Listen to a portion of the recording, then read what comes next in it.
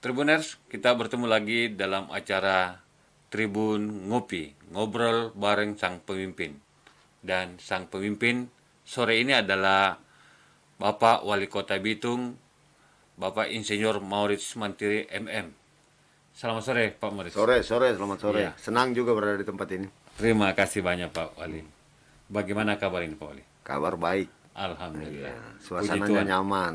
Karena ada kopi di Oh, depan ini. betul Pak Wali. Kita bisa Iya, buka iya. dulu Pak Wali. Iya. Sambil ngopi juga boleh Pak Wali. Boleh, terima kasih. Ya. Tribuners, sore ini kita akan berbincang tentang topik ada apa di Kota Bitung. Tentu kita akan banyak berbicara tentang kiprah Pak Wali Kota selama menjabat sejak 31 Maret tahun lalu, artinya saat ini sudah memasuki 10 bulan Pak Wali ya. Nah, ini akan kita banyak diskusikan di sore hari ini.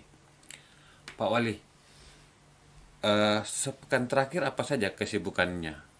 Jadi memang hari-hari ini kita banyak lihat data lah. Iya. Kenapa data ini penting? Karena data ini akan mampu memberikan gambaran. Iya. Kemudian dari data ini kita bisa hitung-hitungan agar lebih terarah tepat apa yang harus kita buat. Iya. Karena baru kemudian yang kedua melihat langsung, memonitor langsung lapangan. Iya. Apa yang kemudian terjadi dari apa yang mereka laporkan. Karena kalau kita tidak mengukur juga di lapangan tingkat keberhasilan dari suatu kegiatan, nah ini juga pasti akan kita, kalau dia sudah bermasalah, Iya. akan panjang cerita masalahnya. Nah, oleh karena itu program antisipasi kita sudah ada, monitoring evaluasi tiap hari itu perlu juga diambil waktu di waktu yang tersedia untuk kita. Makanya untuk teman-teman kadang-kadang mereka mengundang, kita bilang minta maaf dulu, tunggu dulu. Berikan kita waktu karena jabatan wali kota itu kan bukan cuma sekedar simbol. Oh, betul. Bahwa kemudian kita jadi simbol untuk protokoler sehingga semua atur acara seremonial kita bisa ikuti kapan waktu kita berpikir untuk menyelesaikan masalah. Karena itu kadang-kadang diundang saya minta tolong ke mereka. Berikan kita kesempatan waktu untuk bekerja. Iya. Agar kita bisa menuntaskan beberapa persoalan masyarakat yang mereka sampaikan kepada kami. Secara rutin tiap bulan itu ada pertemuan dengan masyarakat. Mereka menyampaikan unek-unek. Dari hasil unek-unek itu kita kan tidak sekedar hanya mendengar aspirasi. Kita harus menindaklanjuti aspirasi itu dan kemudian termaintain.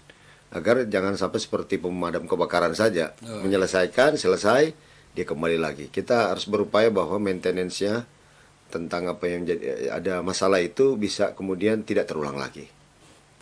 Pak Wali, ini baru-baru ada yang viral. Ya. Video Pak Wali Kota sidak di Dukcapil itu heboh. Ya. Dan saya lihat di Facebook Tribun Manado itu sudah dinonton lebih 3 juta kali dinonton Pak Wali. Sebenarnya ada apa bisa diceritakan lebih dalam ini Pak Wali? Iya, masalahnya ini kan sudah pernah ditangkap oleh Pak Kajari. Oh, Di lokasi di wilayah itu. Kemudian sudah menjadi komitmen kami, Maurits dan Hengki itu jangan ada pungli lah. di Kami sampai Dukcapil ini. sampai mengundang kepala Saber Pungli Nasional datang. Kemudian sudah dibuat komitmen secara terbuka. Tapi ketika mendengar ada yang pungli, apalagi jumlahnya 1 juta rupiah Untuk urus administrasi. untuk administrasi itu keterlaluan. Jadi kita harus buat dampak efek jerah Iya. agar mereka tahu bahwa kita tidak main-main dengan urusan pungli ini. Karena pungli ini menjadi momok bagi setiap masyarakat yang ingin mengurus administrasi. Lagian administrasi kependudukan ini kan database kita paling sentral. Betul. Kita mau mengambil keputusan kebijakan semua berdasarkan data. Kalau datanya itu amburadul gimana? Iya, iya, iya. Kemudian ya Pak Presiden sering mengeluh juga tentang persoalan ini. Sepertinya kita nggak mau runut apa yang dimaksud oleh Pak Presiden.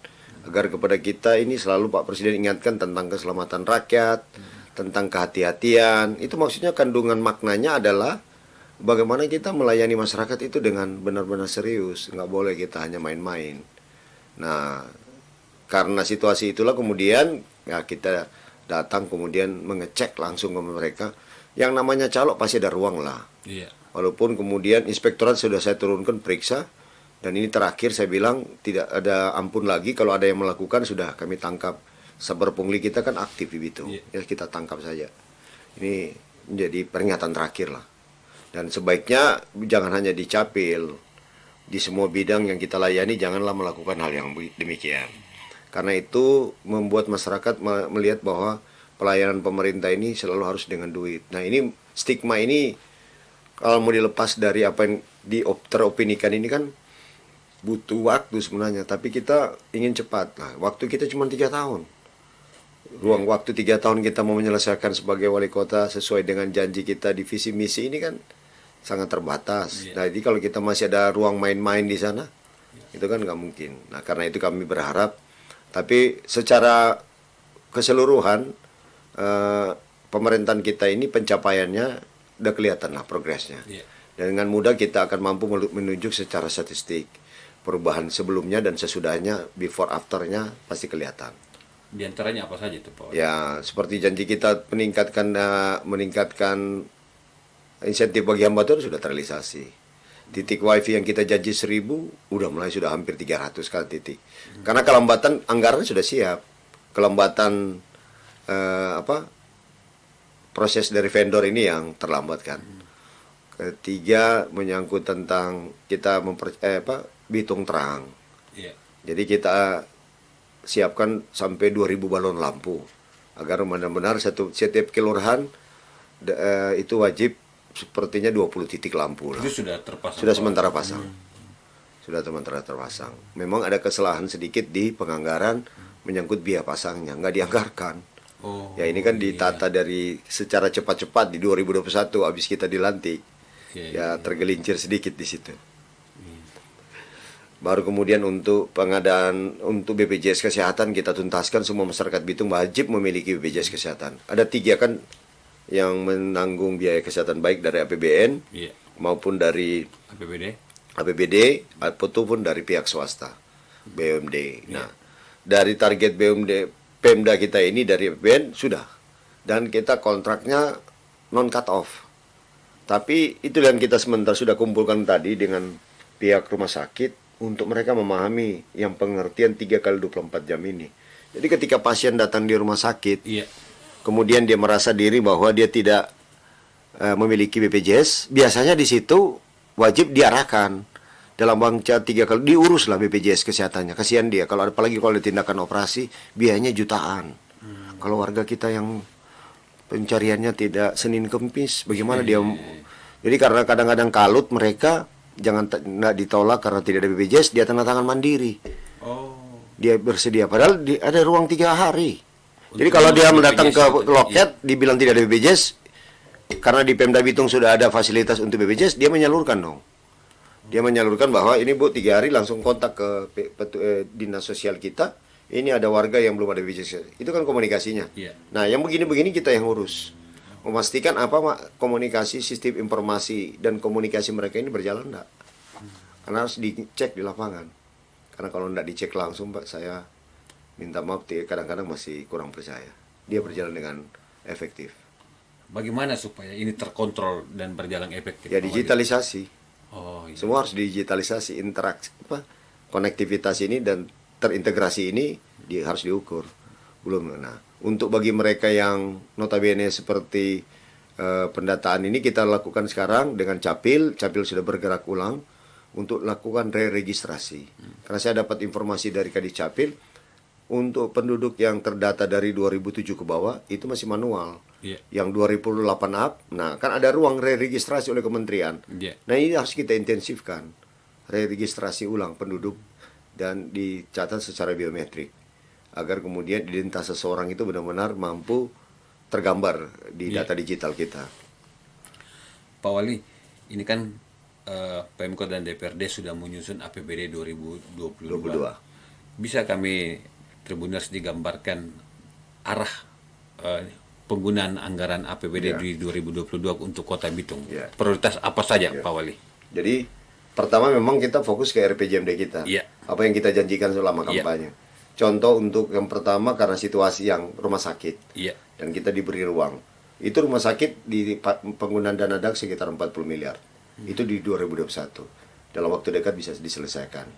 Kemudian dana PEN. Jadi sumber kita untuk membangun ini ada juga dari CSR, ada juga dari APBD, ada juga dari APBN, ada juga dari PEN. Pemulihan ekonomi nasional. Kita kan dapat 250 miliar. Nah, itu pinjaman. pinjaman itu salah satu poin yang kita lakukan Bitung Terang ini. Oh, Benar-benar harus terang. Nah, dia harus program keroyokan.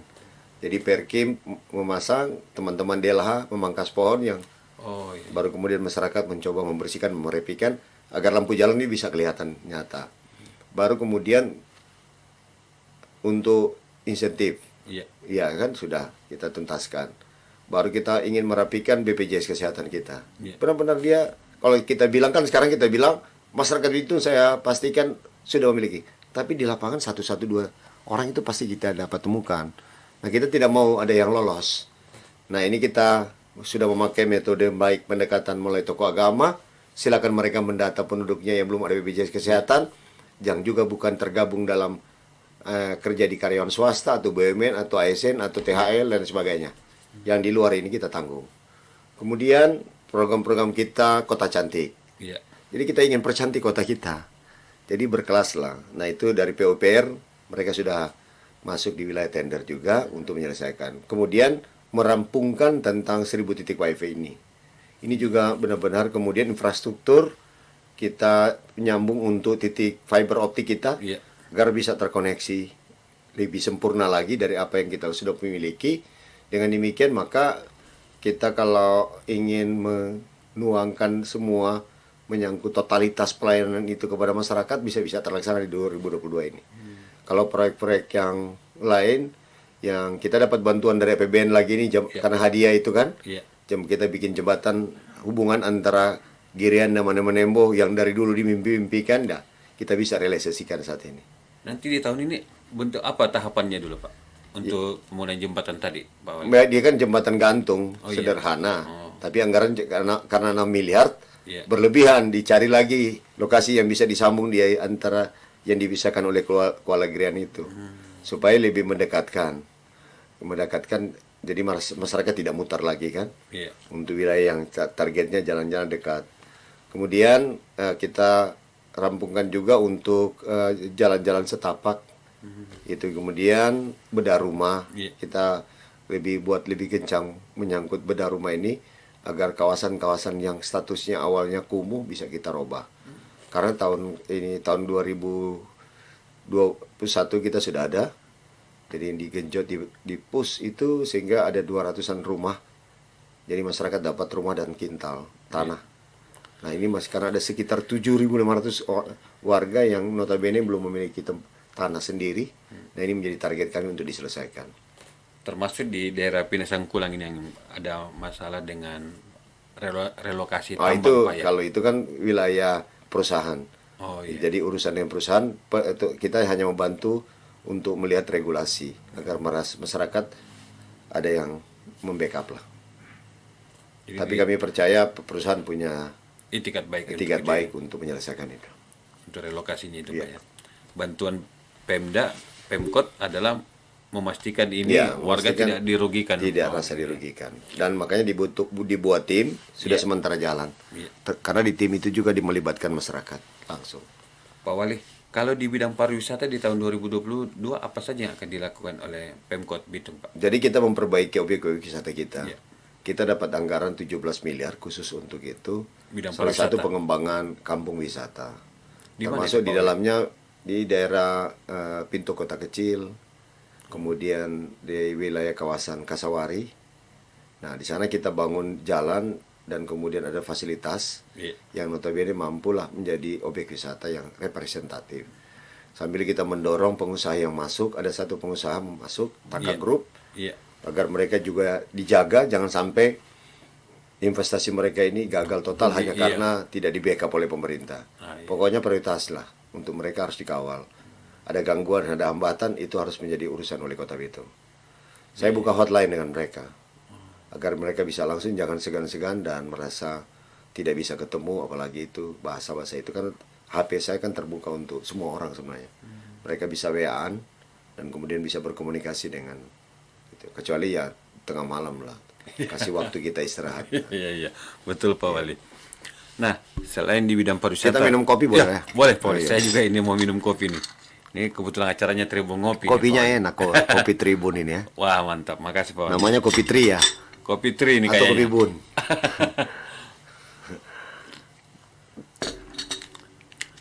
Pak Wali, kan di Bitung juga tumbuh kafe-kafe di sana. Apa yang dilakukan Pemkot Bitung untuk menumbuhkan startup ini, usaha-usaha muda yang mulai sekarang membangun tempat-tempat Tempat hiburan, ngopi, ngopi. ya. Ya. Jadi ini kan ya di gaya hidup baru lah, Iya, betul. karena ada jalan tol. Iya, Kalau orang Manado kan istilahnya kalau dia cari suasana baru, langsung. harusnya lari ke Bitung dan lebih mudah. Kita ada hubungan saling saling menguntungkan lah, baik dari pihak jalan tol. Iya. Kalau tidak, kasihan jalan tol mati. Iya, Ya kan tidak dimanfaatkan, sudah terbangun oleh negara. Jadi kita harus cari ide-ide kreatif yang membuat bisa warga Manado, Manado dan minut sekitarnya, bisa larinya iya. ke Bitung lewat jalan tol lah. Nah, oleh karena itu kami juga sudah bicara dengan pihak jalan tol, Iya. bagaimana agar kita beberapa tempat bagian dari CSR mereka Iya. dibantu kita untuk supaya lebih tingkat keinginan mereka datang ke Bitung Berkunjung ke karena Bitung. Oh, iya, iya. Nah, Pak Wali, saya lihat di Bitung ini tumbuh juga startup lokal di sana, Pak. Ya. Nah, apa yang dilakukan Pemkot Bitung untuk menumbuhkan semangat lokal ini, startup lokal di sana, Iya. Pak Wali? Jadi kita kan declare dari visi kita sudah jelas kota digital. Iya, betul. Sehingga segala sesuatu yang ada terkait dengan manfaat daripada digitalisasi Iya. ini yang benar-benar kita harus kerjakan. Iya. Jadi kan bicara tentang digitalisasi ini tidak sekedar kita membangun infrastruktur, Iya. tapi kemudian tidak bisa dimanfaatkan. Maka konten-konten kreator ini, Iya. mereka akan lahir daripada ketika ada iklim yang tercipta di wilayah itu yang bisa menggairahkan mereka menangkap ada ide bagus yang mereka bisa ciptakan konten. Karena itulah kemudian ada pelatihan-pelatihan juga yang kami berikan. Pelatihan konten kreator. Iya, semacam konten kreator, money game, persiapan metaverse yang lagi Booming ini. booming ini kita harus juga dekatkan dengan anak-anak kita. Kalau menyangkut tentang inkubator startup ini, sudah benar-benar kita dari awal saja sudah kita bicarakan dengan mereka. Iya. Dan kemudian ini kalau bisa difasilitasi oleh pemerintah. Artinya adanya titik wifi di mana-mana ini Iya, kan salah satu upaya kami membackup mereka, Mempercepat itu, ya. proses terjadinya. Seperti kemarin kan kita ada pelantikan Asosiasi Pedagang Pasar. Iya. Kita gairahkan juga mereka. Kan di era digital ini kemungkinan besar pasar-pasar tradisional kita ini akan kehilangan lahan. Nah, tapi saudara-saudara jangan kecewa. Iya. Saudara-saudara bisa menjadikan pusat logistik di pasar itu untuk distribusi dengan menciptakan platform-platform yang sesuai dengan selera kalian. Ataupun kalau belum pada saat ini belum mampu menciptakan platform yang demikian, kita bisa gantung. Ada Gojek, ada Tokopedia. Ya, kita minta slot di mereka untuk memperdagangkan produk-produk kita yang ada di Kota Bitung. Dan itu sudah sementara kita buat. Dan mudah-mudahan mereka udah bisa dari sekedar pedagang pasar lokalan bisa menjadi pedagang pasar antar pulau atau antar daerah dan bisa menjadi cikal bakal pedagang pasar internasional. Wah, mudah-mudahan. Nah, Amin. ini sudah disetujui juga oleh Asosiasi Pedagang Pasar secara nasional. Mereka kemarin berterima kasih. Kami memberikan ide-ide segar agar kemudian APSI ini jangan terkesan cuma traders tradisional atau traders lokalan. Iya. Harus benar-benar menjadi traders. Jadi karena kata pedagang, ya harus jadi traders lah, perdagangan. Dan pedagang ini paling tidak skala skopnya bisa lebih luas.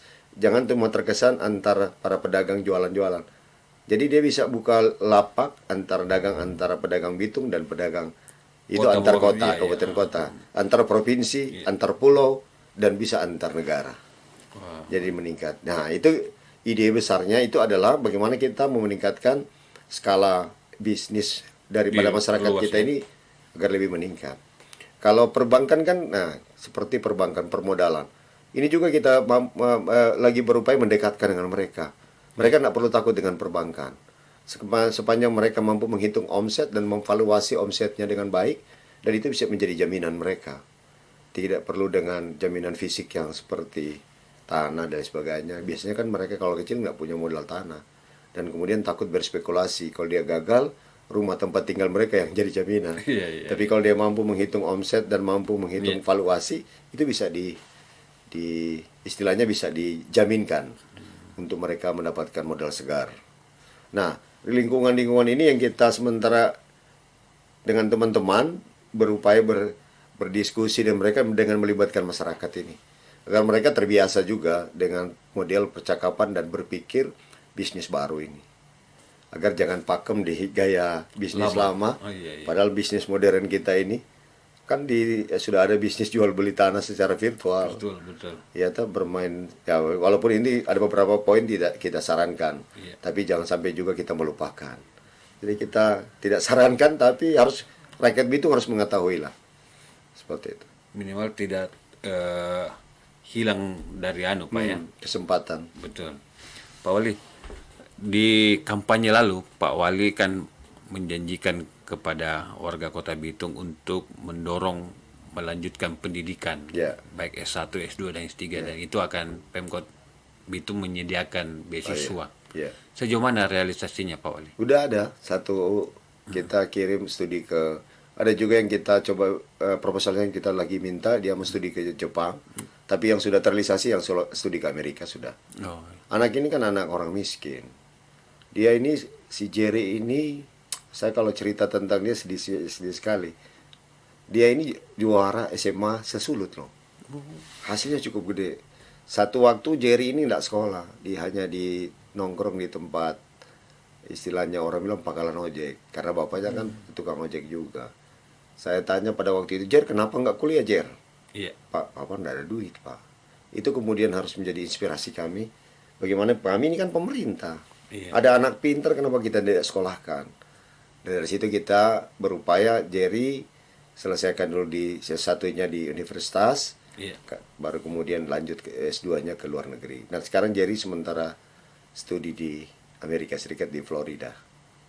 Dari suka mangkal di pangkalan ojek sekarang sudah di Florida belajar apa ya di Amerika. Jadi saya berharap itu biaya Pemkot Bitung. Biaya kita tanggung biaya beasiswanya. Dan ini kita berharap juga ada anak-anak lain seperti Jerry yang kemampuannya cukup hebat kita sekolahkan. Tapi kalau yang tingkat lokalan ini, tingkat nasional kita ini juga kita tantang mereka. Kan sekarang fasilitas untuk beasiswa itu ada. Tapi anak-anak kita ini kan tidak tahu di mana mereka mau masuk. Nah, kita pemerintah yang mengetahui, khususnya Dinas Pendidikan, mereka harus mencari tahu di mana lokasi-lokasi yang ada beasiswa. Kemudian kita salurkan. Dari SMA sudah dicari tahu di mana, kemudian kita bantu jembatani. Ya kerja kita gampang sebenarnya menjembatani. Tetapi kalau kita tidak punya kemampuan pengetahuan tentang itu, bagaimana kita bisa tangkap anak-anak pintar Bitung untuk bisa mendapatkan fasilitas pendidikan yang memadai. Pak Wali, ini kan masih pandemi COVID. Tentu Bitung sangat masih konsen terhadap bagaimana pencegahan dan menangani mereka prokes di sana. Apa yang dilakukan Pemkot Bitung untuk menjaga supaya tidak makin bertambah ini pasien COVID di Kota Bitung? Terus apa yang dilakukan Pemkot Bitung untuk terkait layanan kesehatan? Jadi umum, pertama kalau fasilitas layanan kesehatan kita, puskesmas sudah representatif bagus lah. Kita tambah dengan fasilitas sekarang, bangun rumah sakit. Nanti lihatlah Tribun, saya ajak pergi lihat rumah sakitnya. Rumah sakit baru yang kita baru bangun. Ini yang masih menggunakan dana DAK awal ini, tapi sudah sementara tender ini, proses tendernya untuk penggunaan dana PN. Kita berani pinjam duit lah. Kita sudah hitungkan valuasi kemampuan kita bisa mengembalikan setiap tahun 45 miliar, mampu lah kita mengembalikan itu dengan kondisi, dengan kompetensi pendapatan yang kita sudah lihat. Nah, tinggal kan kita harus bergairah. Kalau nggak bergairah, nggak mungkin kita bisa harus agile lah. Pegawai-pegawai kita harus agile atau lincah untuk kemudian bisa berlari kencang sebagaimana kami lari hari ini. Karena itulah kemudian fasilitas kesehatan ini kita penting. Jadi rumah sakit kita nanti ke depan, kan kita bukan hanya pemerintah yang siapkan, pemerintah daerah. Ada juga pihak swasta. Dalam satu kesatuan pemahaman kita melayani kesehatan masyarakat. Ada juga angkatan laut, ada juga dari pihak gereja, ada juga yang dari ada rumah sakit. Nah, kalau bicara tentang kesehatan masyarakat secara utuh, ini yang menurut hemat kita tidak mau bermain di level kuratif. Kita akan main lebih banyak ke pencegahan. Makanya berjemur pagi yang sudah kita ukur itu bagus, udah mulai kita kampanyekan agar menjadi kebiasaan kita dan berharap jadi karakter kita lah. Jemur pagi dari anak-anak SD sampai sekarang kita masih lakukan. Untuk ada SD, SMP, SMA, jemur pagi. Ambil waktu 15 menit jemur pagi. Kemudian merubah sanitasi di itu agar supaya mereka terbiasa dengan hidup sehat. Nah, kampanye ini harus rutin, tidak boleh kita hanya istiqlal sekali buat kemudian sudah merasa puas. Paling tidak harus dibuat. Kalau ada yang bertanya, Pak, sampai berapa kali kita harus sosialisasi? Sampai habis waktu kita. Ya kan? Pokoknya setiap saat harus dikampanyekan. Nah, kami masih percaya hingga hari ini bahwa dengan vaksin maka peredaran dari COVID-19 ini akan sedikit terhalangi lah. Akan sedikit terhambat lah. Faktanya sekarang berapa, Pak? Jadi sekarang kan landai kita. Iya. Sudah beberapa ini kita posisinya 0. Hanya ada pernah 1, kemudian sudah normal lagi. Nah, karena itu kita pintu gerbang dari daerah luar. Betul. Kita memang benar-benar berupaya di pintu gerbang ini ada perlakuan-perlakuan yang saat ini karena situasi sudah melandai. Tapi sebelum melandai itu ketat sekali kita. Tidak mau neko-neko. Jadi keterlibatan semua unsur, membangun kekuatan semua unsur Forkopimda ini benar-benar kita rasakan pada saat penyelesaian ini.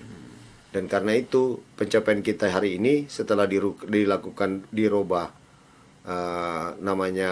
targetnya, kan lalu target tidak termasuk 6 sampai 11 tahun. Iya, belum. Dimasukkan kembali, kita sudah dari posisi 77% turun lagi karena dimasukin yang 22.000 dari usia 6 sampai 11 jadi 69%. Setelah itu kita sudah comeback lagi. Sekarang pada posisi yang itu.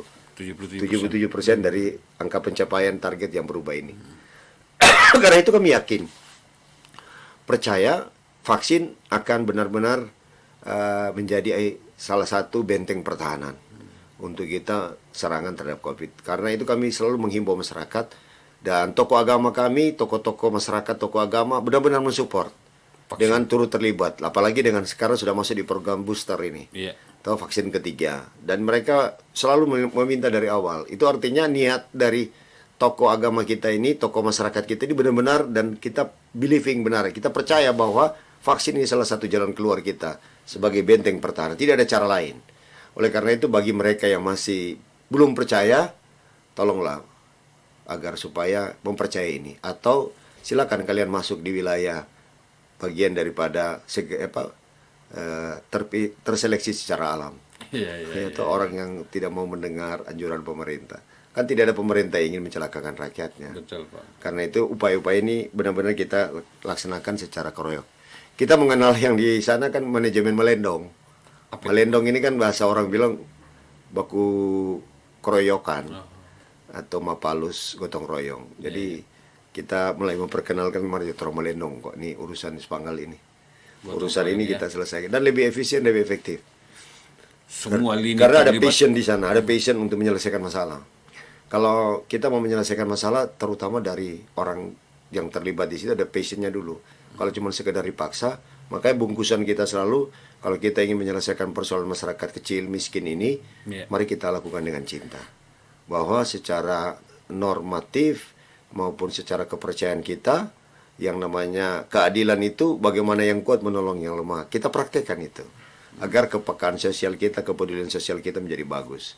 Ya karena di Alkitab kita tulis bahwa kalau kota kita ini hidup rukun dan damai, maka berkat Allah akan mengalir ke tempat itu. Itu Mazmur 133. Benar-benar kita coba implementasi. Teman-teman juga yang dari Muslim mencari ayat itu, kemudian mari kita orang sama-sama keroyokan. Sama rupanya ini. Ini biang keroknya. Masalah ini bisa kita selesaikan dengan cara ini.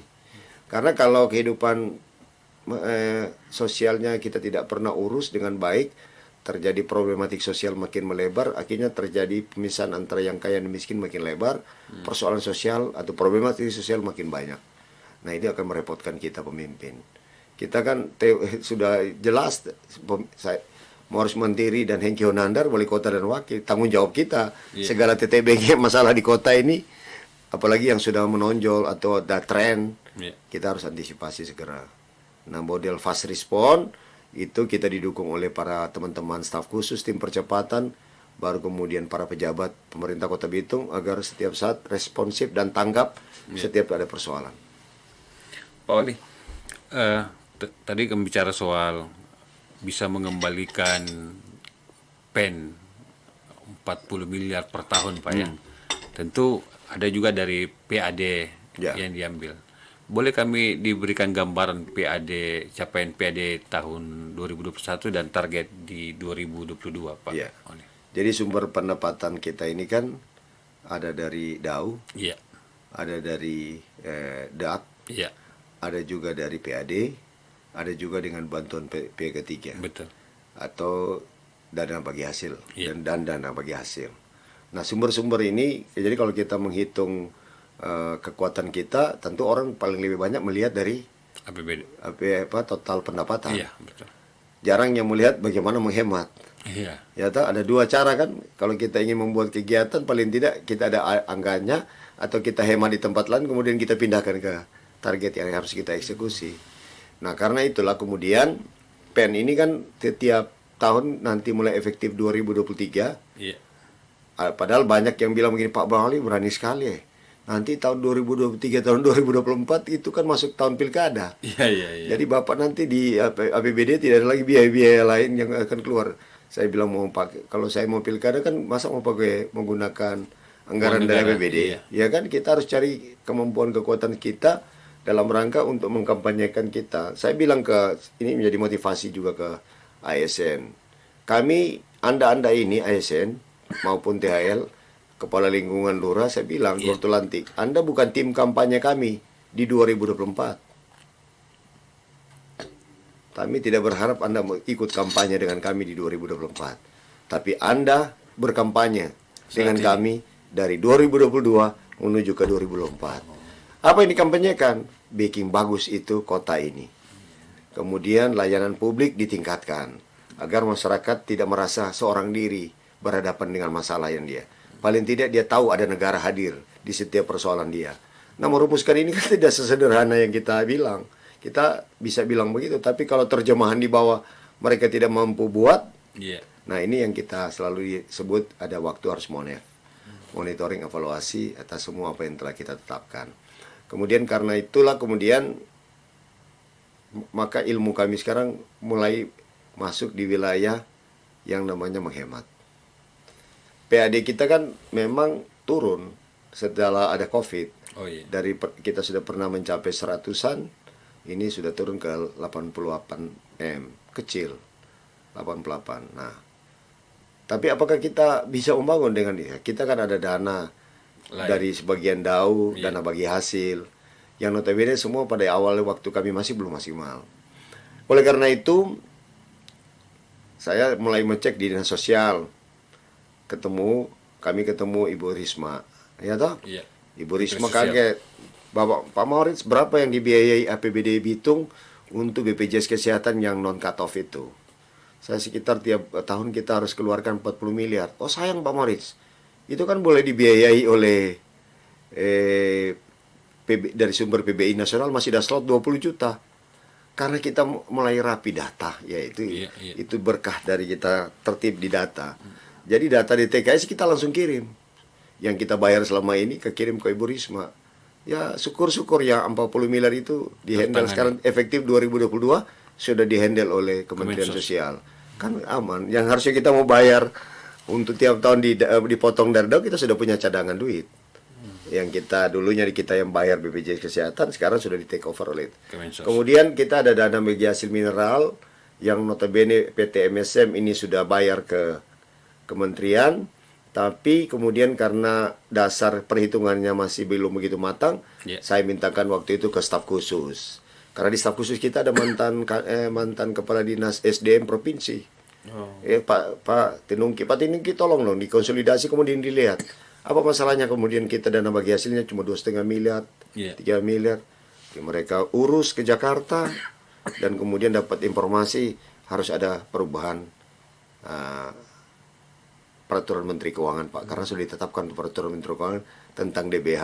Kan kita punya istilahnya, karena kita jaringan dari atas yang sering kita kampanye. Untungnya kenapa? Untungnya kalau dari atas, dari pusat, provinsi dan kota satu jaringan.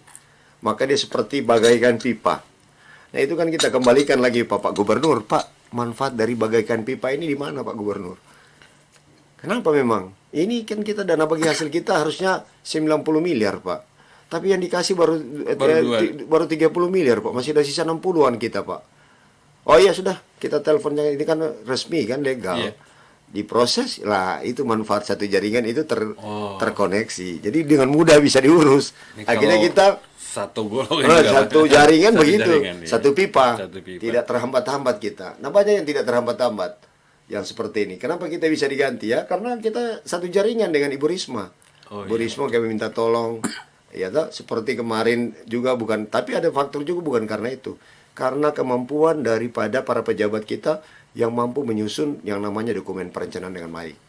Nah, dokumen perencanaan yang baik itu kalau mampu melihat gap, apa yang kemampuan kita, yang kita tidak bisa penuhi, Iya. kita minta tolong ke kementerian lembaga untuk mereka yang bisa penuhi. Dan itu basisnya data. Data, basisnya cuma data. Kalau data tidak punya, tidak benar, Iya. ya apalagi data sekarang bisa dicek di GPS. Iya. Betul nggak ada lahan atau lain. Kemarin kita usul untuk bagaimana meningkatkan ekonomi masyarakat melalui pertanian. Iya. Ya kita dapat data lah, dapat dana 30 miliar untuk pengembangan serai wangi. Jadi minyak asiri yang diekspor. Itu basis kita untuk trading hub. Dan sudah kita dapat. Ini tinggal kejar-kejaran dengan camat. Mana lahannya? Iya. CPCL-nya mana? Calon petaninya mana? Calon lahannya mana? Harus disesuaikan dengan Di GPS. tahun ini dilakukan. Tahun 2022 dilakukan. Nah itu terobosan tidak masuk di APBD, Iya. tapi karena kita mempunyai punya istilahnya dokumen perencanaan, kirim ke sana asisten 2 berangkat ke Kementerian Pertanian, ketemu dengan Direktur Pembiayaan, Ibu Direktur Pembiayaan bilang ini Ada dananya. ada dana. Oh, Kenapa Bapak masih butuh hanya itu? Iya. Masih mau tambah, silakan kejar-kejar. Tapi kita kan tidak mau serakah juga. Saya sampaikan kepada teman-teman bupati lain Oh, iya. agar Ada dana. mereka itu ada dana dari pembiayaan. Kita memastikan itu off taker. Jadi agar menjamin bahwa masyarakat petani kita ini terjamin lah, jangan sampai gagal panen atau ada dipusokan, dan itu kan mereka kecewa. Artinya sudah dikembangkan seperti serai wangi, tiba-tiba Iya. sudah ditanam pasarnya tidak jelas. Ini pemerintah jamin sekarang agar menggairahkan. Karena itu potensi pasar ekspor. Nah, oleh karena itu kita bangun komunikasi dengan Pak Doni di Balai Karantina, di BPLP juga, Balai Palma juga. Jadi itu yang kita bilang tadi Pak. Saya minta maaf, ini bukan nggak mau di ruangan sebenarnya. Iya. Saya paling malas dalam ruangan. Di ruangan itu Pak Sekda dan jajaran lah. Iya. Biarkan kami wali kota dan wakil di lapangan. Di luar cari. Oh. Dan kemudian membangun komunikasi untuk mencari ruang-ruang yang notabene di APBD kita tidak mampu menata, Iya. tapi kita bisa minta dari luar. Dari luar. Kementerian Perhubungan, udah kan? Ya toh? Kementerian Perhubungan kita minta lahan untuk buat parkiran, gedungnya mereka hibahkan ke kita melalui Pak Komang di Balai. Ya. Dan itu sudah. Sudah semua dikomunikasikan. Yang pokok selalu apa yang dibilang Jakarta, mana dokumen perencanaan daerah, ditaruhlah di rak kami. Ya, maka kita teman-teman kepala SKPD ini kan Sibuk semua membuat lagi perencanaan berlomba. ini. Yang pokok mereka fokus dan mampu melihat itu. Jadi setiap kali kita buat perencanaan, buatlah perencanaan yang terbaik. Jangan dulu pikirkan tentang duitnya. Duitnya bisa ada, kita minta dari berbagai macam sumber. Dari asing juga menanti. Makanya proyek-proyek kita ini ke depan ini, ya kita sudah laporkan kepada Pak Gubernur. Pak Gubernur sudah respon menyangkut tentang reklamasi itu, agar kita tercipta lahan sekitar 500 hektar tambahan untuk backup cake. Kita lagi urus perizinannya, agar kemudian Bitung sebagai hub port itu benar-benar bisa terrealisasi.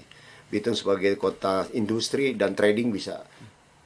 Karena kan Pak Gubernur sudah punya inspirasi menyangkut tentang bagaimana membuat supaya Sulawesi Bitung bisa dijadikan gateway, pintu gerbang bagi Indonesia Timur.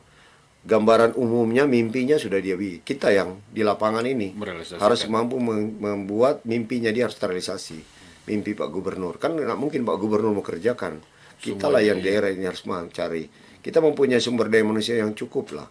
Tapi kalau kita tidak pernah rangsang mereka dengan berpikir strategis, maka kita pasti tidak akan mampu merangsang mereka untuk menciptakan dokumen perencanaan yang matang. Pak Wali, tadi ada pembicaraan awal tadi yang soal keterbatasan lahan kuburan di Kota Bitung. Bisa dijelaskan kepada Jadi kita kan Tribuners ada itu, Pak dua Wali? di Iya. Pulau Lembek, kita punya juga kawasan di bagian barat dan bagian timur lahan. Nah, kebutuhan lahan pekuburan ini notabene kita kan dia membutuhkan lahan fisik. Iya. Nah, lahan fisik ini kalau dia makin hari makin besar karena orang yang meninggal di Kota Bitung ini 5. Iya. 5 orang, hampir rata-rata 5 orang tiap hari. Kalau ukuran kuburannya 2 kali 3 contohnya berarti 6 meter persegi. Jadi kalau 5 kali 6 Iya. berarti sekitar 30 meter persegi. Tiap hari harus dicari lahan untuk kuburan. Pemakaman, iya. Pemakaman. Kalau 1 tahun 365 hari berarti 60 meter persegi ini kali kemudian 30 meter persegi ini kali 365 hari. Nah, itu Sudah hampir lebih 1000. 10.000. Iya, 10. Hampir mendekati 10.000 meter persegi. Itu Iya. kan sama dengan 1 1 hektar. hektar, iya, betul. Jadi sehingga kebutuhan tanah kita setiap tahun hampir sedikit 1 hektar per tahun, ya. Luas wilayah kita ini hanya 300 kilo 4 kilometer Bitung ini. 16% saja yang dipakai untuk bisa ada aktivitas. Sisanya ini hutan lindung. Hutan karena kontur tanah kita bergunung. Itu artinya keterbatasan tanah di kota kita ini sangat benar-benar serius harus kita Pikirkan itu, Pak. pikirkan. Nah, oleh karena itu yang kita istilahnya kita sampaikan ke ini, kita mimpi kita ke depan 25 tahun ke depan, 50 tahun ke depan Bitung ini jadi kota kuburan. Iya. Karena kuburan ini akan mampu menutupi memakan lahan-lahan kita atau kota industri. Nah, itu yang kita bilang haruslah mulai dibicarakan dari sekarang. Iya. Bitung ke depan kuburannya dalam bentuk kremasi atau kuburan virtual pakai metaverse. Kita mau jual.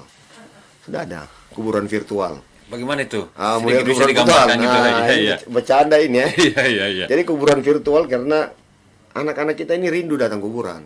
Iya, semuanya Iya, itu. karena apalagi kalau kita Kristen kan biasa kenangan kepada orang benar di Alkitab ini akan mendatangkan berkat. Tapi bagaimana kita sudah rindu tapi di Jakarta. Nah, Tidak kita sempat akan datang. buat artificial intelligence-nya akan main bahwa dia mampu membuat ketika anak-anak pencet di HP, Iya. dia akan keluar kuburan orang tuanya dan mampu menceritakan ada apa di kuburan itu. Perkembangannya, kalau dia pingin bawa bunga ke kuburan itu, dia tinggal pencet lagi di aplikasi itu bisa bawa bunga ke kuburan.